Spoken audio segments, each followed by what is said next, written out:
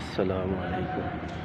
এইখানেই লগিয়া মসজিদে আরিফ ময়দানে বদরের মধ্যে যে জায়গার মধ্যে নবীজি সাল্লাল্লাহু আলাইহি সাল্লামে খিমা লাগাইছিলা আর নবীজি সৈদ্যা ছড়িয়া পুরা উম্মতর লাগিয়া আর এই 313 জন বেসর সামান সাহাবায়ে কেরামকর লাগিয়া দোয়া করছিলা আর কইসলা যে আল্লাহ যদি এই 313 জনের ইমদাদ করো না তাহলে দুনিয়ার মধ্যে আল্লাহ তোমার নাম লনওয়ালা কেউ বাকি থাকত না।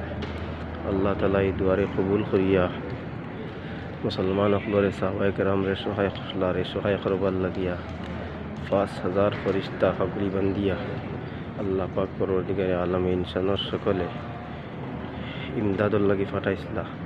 এই যে জায়গার মধ্যে নবী সাল্লামের খিমা আছিল এই জায়গার মধ্যে এই মসজিদ বানাইল আর এই মসজিদের নাম হইল গিয়া মসজিদে আরিফ। মসজিদে আরিফ বদরের ময়দান মসজিদে আরিফ। এই মসজিদ বহুত প্রকাণ্ড মসজিদ, মসজিদে আরিফ দেখার মতো সুন্দর মসজিদ।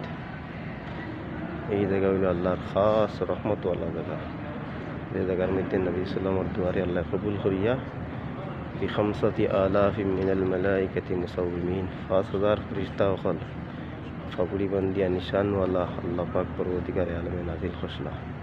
এইখানে তার লগে বদরও জায়গা, যে জায়গার মধ্যে বর্তমানে মসজিদ বানাইল আর এই মসজিদের নাম হইল গিয়া মসজিদে আরিফ। মসজিদে আরিফ।